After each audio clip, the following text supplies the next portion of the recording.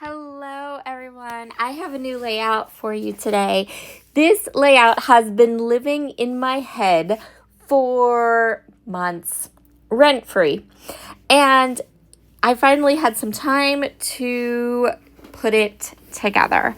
So we're going to be using the City View collection from Brutus Monroe, and I'm going to be scrapbooking some concert pictures today. Now, I pulled out way too much product for this. We're not going to use all this. I'm just kind of showing you. We're definitely going to use that stencil. In fact, that's what we're going to use first.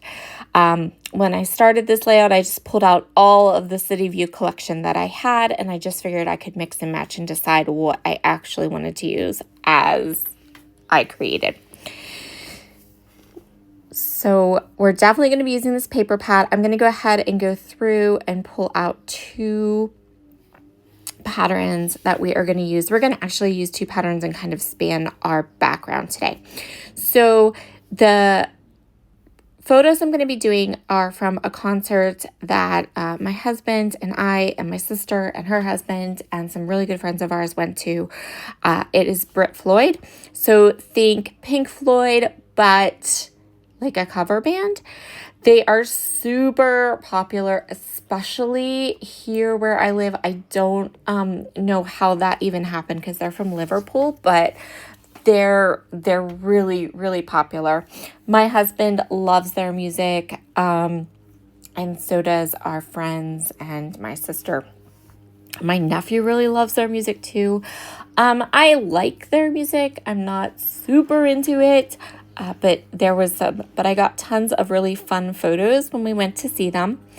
And this is actually like the first of a 2-page kind of coordinating pages. The second page that I did is a light up page with a starburst, which I know is on my channel somewhere. I created it a couple months ago. I think maybe 3 months ago. So that's how long the first page has been living in my head.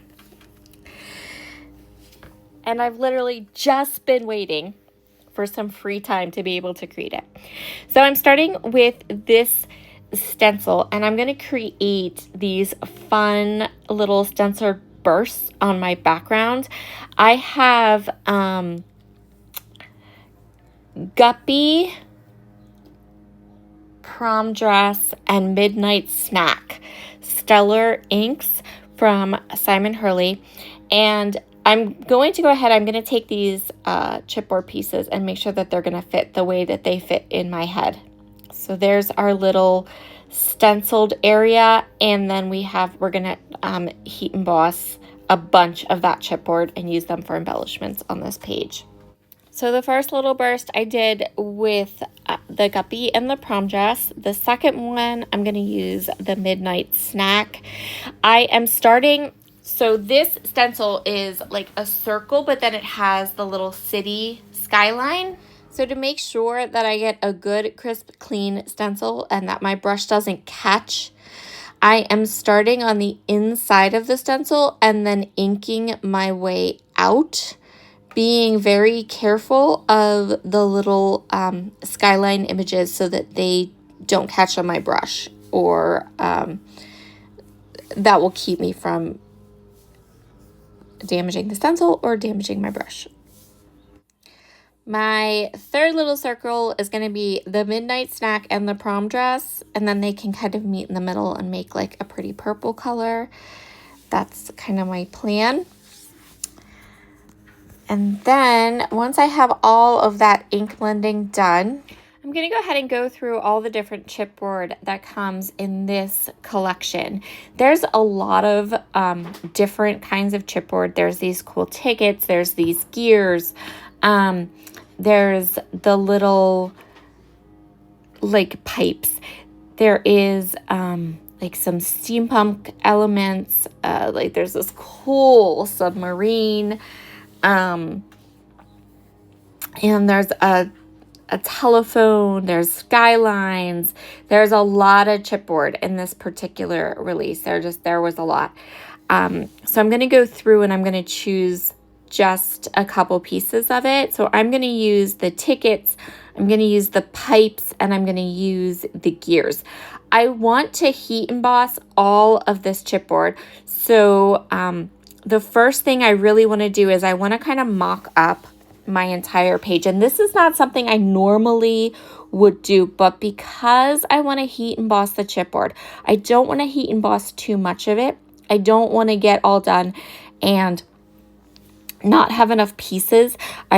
So I'm going to go ahead and kind of lay out everything. So I know I'm going to mat these photos with the cardstock, but I want to get them into place exactly where I want them. I do end up kind of going ahead and trimming the photos down and getting them all ready to go, getting them into place. And yes, I wore the t-shirt to the concert that says still in my New Kids on the Block era, because that's where I am. I jokingly said I was going to wear it, and my husband was like, yeah, go ahead, wear it. And then my sister was like, I dare you. So that was it. Like, then I had to wear it. So that's what I wore to the Brit Floyd concert. I wore my New Kids on the Block t-shirt. Anyway, so I'm going to go ahead. I'm going to use these pipes and these gears, decide exactly which elements I want to use on my layout. And I'm not going to worry about titling, because the second page that this one goes with has plenty of like title things. And plus, one of my photographs, that one in the middle, says that's the band's logo, and it says Brit Floyd. So I knew that I was good. People know what we're doing here. So I'm just going to choose which of the chipboards I'm going to use on this page so that I can go ahead and snap a photo, so I don't forget where I'm putting everything. And then I can come back and heat emboss all of that chipboard. For heat embossing, I chose a different colored embossing powder for each of the chipboard designs. For the tickets, I chose Raspberry Tart, and I am going to just push the chipboard down into my embossing powder, or into my embossing ink, coat the chipboard pieces with the embossing powder, and I'm going to use multiple layers of embossing powder. So I decided that 3 was the best. That looked the best. So each of these embossed pieces are going to get 3 layers of chipboard, or 3 layers of embossing powder. If you want to grab any of this City View collection or any of the embossing powders, I will leave a link to the products that are available over at Brutus Monroe. Some of the products, especially the embossing powders, are probably not available at Brutus Monroe, like this Raspberry Tart one. But if I can find it over at A Cherry on Top, then I will link that up as well. What I'm gonna do in the description box is you'll find a link to the entire City View collection, so you can pick and choose which one you would like, what you're interested in, one, something in particular caught your eye. And then what I'm going to do is I will leave a discount code that you can use over at Brutus Monroe. This discount code, it will give you a discount, and or it also works as an affiliate link, so it allows me to earn a little bit of commission off of your purchase as well. For the gears, I chose Penny embossing powder. So I am mixing some metals on this page.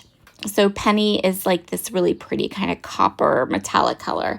And then for the pipes, I chose Sterling embossing powder, which is like a silver. And again, I put 3 layers on each of these chipboard pieces, which just gave me this nice thick like enamel metallic look, and I absolutely love it. I think it looks so good on the finished chipboard pieces. Because Brutus Monroe chipboard is like thin, this chipboard, you guys, it's not thick, it's not cardboard, it's this really thin material. It's a little delicate, so just be careful, because it will kind of, if you manipulate it too much, because it is so thin, it will break. But it's absolutely So gorgeous. And then you can add these lovely layers of embossing powder on them, put them onto your scrapbook page, and it is not bulky. That's what I love. I love it's not bulky. It doesn't have a funky smell. It smells like a campfire. And it's really nice. This chipboard is changed my thoughts on chipboard completely. Totally, utterly, and completely changed my thoughts. Our last chipboard piece and embossing powder combo we're going to use are the pipes. And for the pipes, I chose sterling embossing powder, so they are a lovely silver color. And this was a project in and of itself, which is why I went ahead and kind of mocked up all of the entire layout before I started heat embossing, because I wanted to heat emboss just the exact pieces I was going to need on my layout.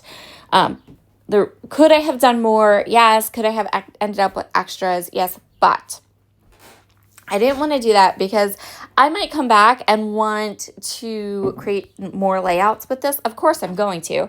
And if I do that, then I will need, I might want different colors, right? And I didn't want to do that. I just wanted to heat emboss the exact elements I knew I was going to use on my layout. And I did go ahead and take a photograph before I started heat embossing, so I knew where all the pieces are going to go when I go back in to build my layout.